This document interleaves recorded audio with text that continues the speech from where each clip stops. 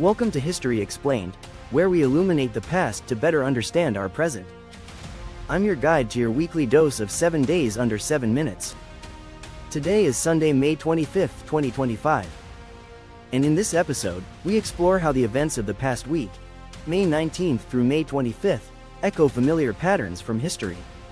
From natural disasters and geopolitical resets to public health scares and artistic protest, this week reminds us that history isn't behind us. It's happening right now. We begin with the devastating tornado outbreak that swept across the U.S. Midwest and South this week. Entire communities in Kentucky and Alabama were flattened, with at least 28 lives lost and many more injured. These tragic scenes recall earlier disasters like the 1925 tri-state tornado and the 2011 Joplin catastrophe. While modern forecasting and emergency systems have improved dramatically, the lesson from history remains unchanged. Resilience isn't only about rebuilding. It's about preparation, justice, and compassion in the face of nature's fury. On Thursday, the FDA issued a nationwide recall of cucumbers linked to a salmonella outbreak that sickened over 24 people across 15 states. The produce, traced to Florida, became a national concern within days. This may sound like a modern problem, but the roots go back to the dawn of public health. In 1854, a contaminated water pump during London's cholera outbreak led to the first scientific breakthrough in disease tracking. Today, as in the past, public health success depends on fast action, strong systems, and public trust. In international politics, the United Kingdom and European Union took a major step toward repairing relations nearly a decade after Brexit. Reports this week confirmed that both sides are finalizing a sweeping reset agreement, including renewed trade and youth mobility provisions. The story is strikingly familiar. Whether it's the 1815 Congress of Vienna or the 1945 Marshall Plan, European diplomacy has always pivoted between fragmentation and union. But today's reset, shaped by climate policy, migration, and shared digital infrastructure, points toward a more interdependent future.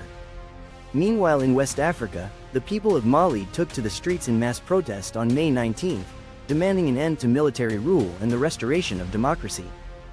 It was the largest act of civil resistance seen in Bamako since the 2021 coup.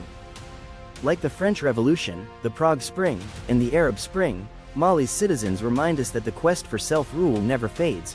It only waits for the next generation to rise up and demand it again. Culture also made headlines this week with the 69th Eurovision Song Contest, held in Basel, Switzerland. Austria took home the prize, but the show was overshadowed by widespread protests over Israel's participation, due to the ongoing conflict in Gaza. Since its founding in 1956, Eurovision has always been more than just a music competition. It has reflected Europe's evolving values, from post-war peacebuilding to LGBTQ+ visibility. This year's controversy reminds us that even glittering stages cannot escape the weight of real-world conflict. Culture, like history, is never apolitical. On May 19, former U.S. President Joe Biden announced that he's undergoing treatment for aggressive prostate cancer. While the prognosis is hopeful, the diagnosis has reignited national attention on Biden's Cancer Moonshot initiative, launched in memory of his late son, Beau. Presidential health has always been symbolically powerful, from Franklin Roosevelt's concealed paralysis to John F. Kennedy's hidden Addison's disease. Biden's news is a reminder that leadership is deeply human, and that public health breakthroughs often begin with deeply personal losses. Finally, the world of sports turned its eyes to Germany as Bayern Munich closed out another season of dominance in the Bundesliga. Players like Harry Kane and Joshua Kimmich led the league in goals, passes, and assists. These statistics are impressive, but they tell a deeper story about power in sports. Like the dynasties of Real Madrid in the 1950s or Manchester United in the 1990s, Bayern's rise is not just about talent. It's about structure, investment, and legacy. As in empire, so in football, dominance is never accidental.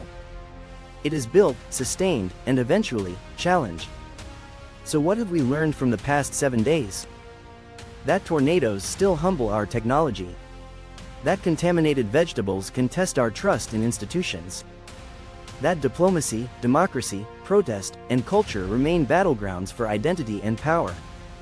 And that in every one of these moments, history is not some distant textbook, it's the script we're all still writing. Thanks for joining us on History Explained. If you found this journey meaningful, be sure to subscribe, share, and let us know what moment resonated with you the most. And don't go far, we have 6 more weekly episodes for you today, each one exploring another theme from the week's current events. Until next time, I'm your guide for History Explained, where understanding yesterday is the key to navigating tomorrow.